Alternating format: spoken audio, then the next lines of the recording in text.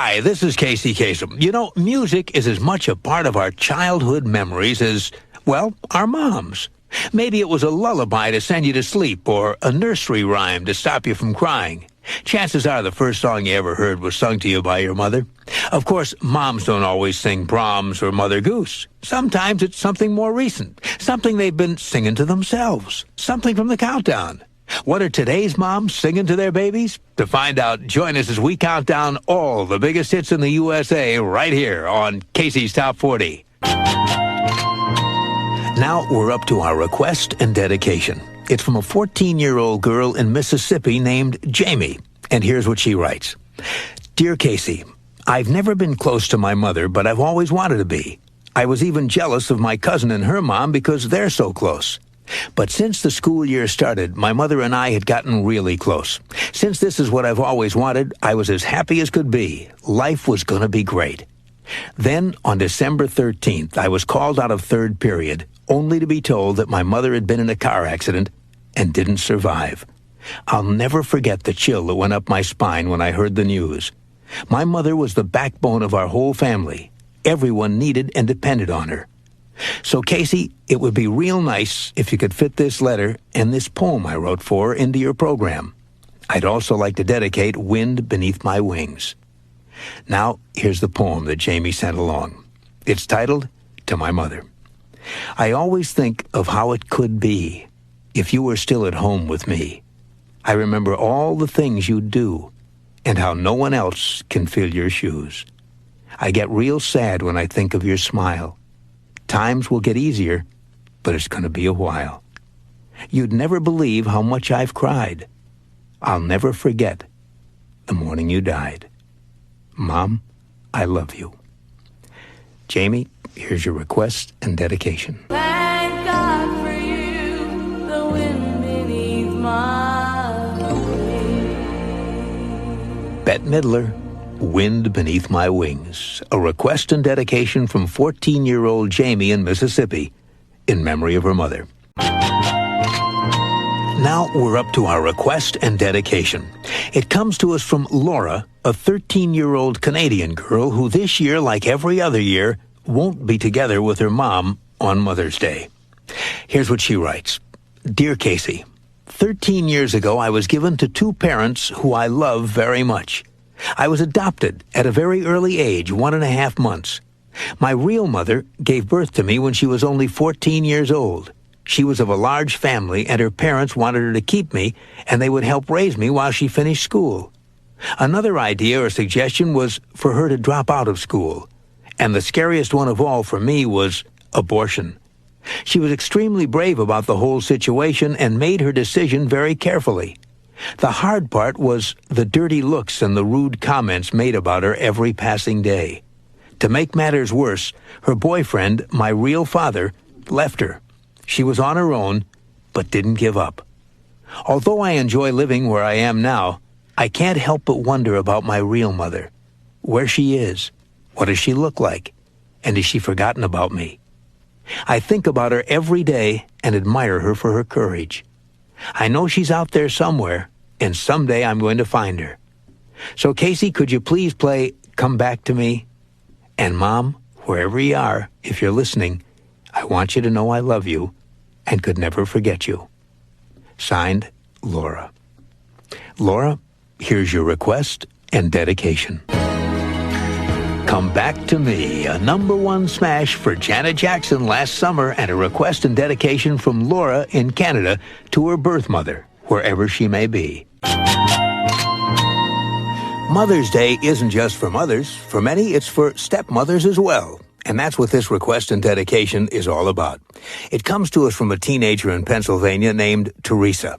And here's what she writes. Dear Casey, 11 years ago, my parents got divorced. I was 7 and very confused. A year later, my dad introduced me to a heavy-set lady. Since I only got to see my father 2 days a month, I sort of felt jealous. 2 years later, he married her. Being 10 years old, I began to grow by the teachings of my mother. After some time of seeing how different the lives of my mother and stepmother were, I began to realize something. My stepmother and father put me at the top of their most important list. My mother never did that. My mother never sat and talked to me about anything a young lady should know. Funny to say, my stepmother did. My mother put me down for everything I did, and after a while my self-esteem went into the cellar.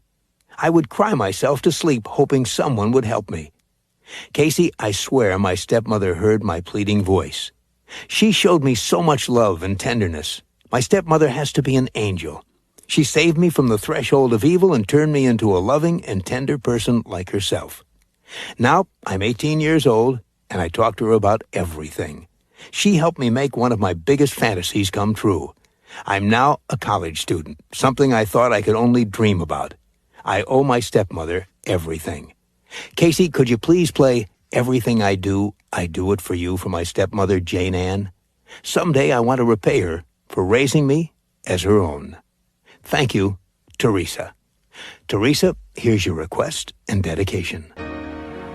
Do it for you. Everything I do it for you. A #1 smash last year for Bryan Adams, and a request and dedication from Teresa in Pennsylvania to her stepmother, Jane Ann. It's one of the most ancient laws there is. Honor thy mother. And that's what this request and dedication is all about. It comes to us from a teenager in California named Jennifer. And here's what she writes. Dear Casey, my mom is the most important person in my life, and she is also the most wonderful person I know. The problem is she doesn't know that, because no one in my family tells her often enough. I have one brother who's very committed to basketball. My sister and I are deeply involved with volleyball. All of our games and practices are at least 30 minutes away from our home, if not farther. My mom is always on the road taking us kids somewhere. Also, if my family, my friends, or I have a problem, she always finds time to give us free advice. She always thinks of us kids before she thinks of herself. She does the most for me, and I'm extremely grateful to her because of it. I never tell her how I feel. I'm afraid if I tried, she wouldn't take me seriously. So, as a tribute to her and all she's done for my brother and sister and me, I'm writing this letter to you, Casey. Will you please play Wind Beneath My Wings for my mom, Cindy Del Porto? For she is the wind beneath my wings. She has always been there for me, and I hope she always will be. Thank you. Sincerely, Jennifer. Jennifer, here's your request and dedication. Wind Beneath My Wings, a top 10 hit in 1989 for Bette Midler, and a request and dedication from Jennifer in California to her mom, Cindy. Now we're up to our request and dedication. This letter's from a young man who feels that his message of love and gratitude can best be expressed in a song. Here's what he writes. Dear Casey, I'm a college student at the University of Wisconsin. I'm writing to you about someone I've always considered to be my best friend, my mom. When I was about 13, my mom was diagnosed with cancer. At the time, I was really young and took it pretty hard. And even though she was pretty weak, she was always there for me and helped me deal with my feelings of fear and depression. Throughout the years, Mom had many surgeries and various forms of chemotherapy and radiation. But despite this, she still seemed to have time to be a mother and to do all the things that moms do. Recently, my mother passed away. I felt more alone than I've ever felt in my life. But I also felt relieved that she no longer had to go through the pain. My mom taught me so much, including the fact that it's okay to show your feelings. I miss her, and I will never forget all that she did. So, Casey, could you please play my mom's favorite song for me? It's entitled, That's What Friends Are For. Thank you, Eric. Eric, here's your request and dedication. That's What Friends Are For, a #1 smash in 1986 for Dion and Friends, and a request and dedication from Eric in Wisconsin in memory of his mother. If you'd like to send us a request and dedication, here's the address. Casey's Top 40, P.O. Box 4300, Hollywood, California, 90078. And the countdown continues. Casey's Coast to Coast.